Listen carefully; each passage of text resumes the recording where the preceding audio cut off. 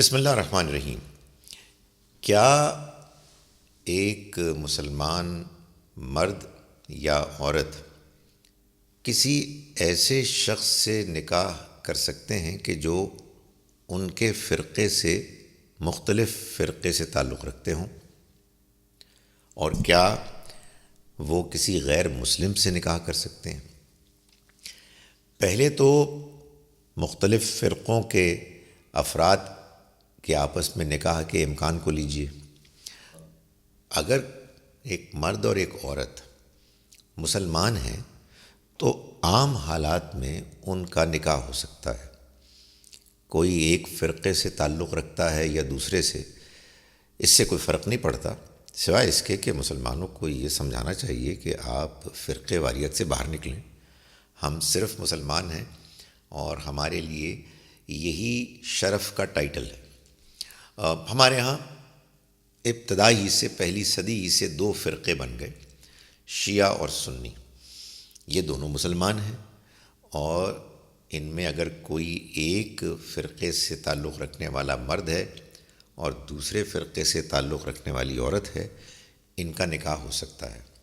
تاہم نکاح کے معاملے میں بہت سی چیزیں ہیں کہ جن کا خیال رکھنا چاہیے، جن سب کو اگر سامنے رکھیں تو جو چیز ایک عنوان بنتی ہے وہ ہے ایک دوسرے کے ساتھ موافقت، کمپیٹیبلٹی۔ اس موافقت میں معاشی معیار، خاندان کا پس منظر، خیالات اور اسی طرح سے مذہبی رجحانات، یہ سب پیش نظر ہونے چاہیے، اس لیے کہ ایک اہم فیصلہ ہونے والا ہے۔ تو اگر کوئی ایک نقطہ نظر رکھنے والا فرد کسی ایسے شخص سے نکاح کا فیصلہ کر رہا ہے کہ جن کا مذہبی نقطہ نظر اور رجحان مختلف ہے، تو اس میں یہ دیکھ لینا چاہیے کہ کہیں ایسا تو نہیں ہے کہ یہ خیالات کا، نظریات کا فرق آگے چل کے ان کی خاندانی زندگی میں کوئی مشکل پیدا کرے گا۔ اور یہ بھی سوچ لینا چاہیے کہ کل کو جب اللہ کی مرضی سے اولاد ہوگی تو اس اولاد کی تربیت میں مذہبی خیالات کے معاملے میں کیا رویہ اختیار کیا جائے گا۔ ایک وہ شرط کہ جو قرآن مجید نے بیان کر دی ہے، ہر صورت ملحوظ رہنی چاہیے، وہ ہے توحید کی شرط۔ ایک بندہ مومن کے جو ایک اللہ کو ماننے والا ہے، چاہے وہ مرد ہے یا عورت، اس کا نکاح کسی ایسے شخص سے نہیں ہو سکتا کہ جو اللہ کی توحید کے بارے میں مطمئن نہیں ہے، دوسرا نقطہ نظر رکھتا ہے، اور اس کے خیال میں شرک ایک قابل قبول مذہبی رجحان ہے۔ تو شرک کرنے والوں کے ساتھ نکاح نہیں ہو سکتا۔ ظاہر ہے کہ ایک شرک وہ ہے کہ جو اعلانیہ ہے۔ بعض لوگ اعلانیہ طور پر یہ کہتے ہیں کہ ہاں ہم اللہ کے علاوہ اوروں کو بھی الہ معبود مانتے ہیں، تو ان کے ساتھ تو کسی صورت بھی نکاح نہیں ہو سکتا۔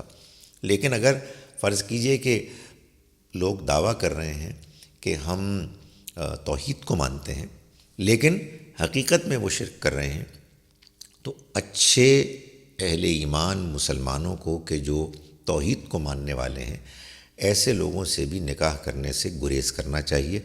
لیکن اس کو آفیشلی، سرکاری طور پر، یعنی باقاعدہ روکا نہیں جا سکتا۔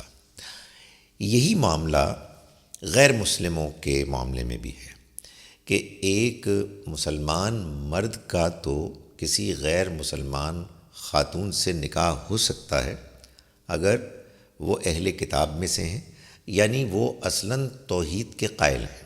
یعنی اس فہرست کو آپ آگے پھیلا سکتے ہیں ایسے اور لوگوں کے معاملے میں بھی، خواتین کے معاملے میں بھی، کہ جو توحید کے قائل ہیں لیکن ابھی مسلمان نہیں ہوئی۔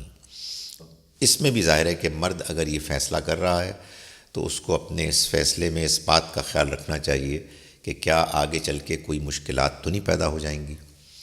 البتہ مسلمان خواتین کے معاملے میں کہ کیا وہ بھی کسی توحید کو ماننے والے ایسے مرد سے نکاح کر سکتی ہیں کہ جو مسلمان نہیں ہیں؟ ہمارے ہاں عام طور پر اس کا جواب نفی میں ہے.